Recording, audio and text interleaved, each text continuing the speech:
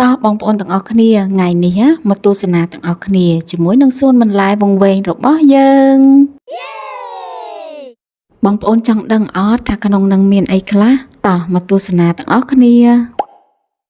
ថ្ងៃនេះខ្ញុំបាននាំកូនមកលេងនៅចំការទឹកមុខសប្បាយរីករាយផងឆ្ងល់ផងបងប្អូនជាមួយនឹងរុក្ខជាតិខៀវស្រងាត់បងប្អូនដើរទៅដើរមកច្អល់ចុះច្អល់ឡើងធ្វើមើលតើខ្លួនឯងស្គាល់អញ្ចឹងណា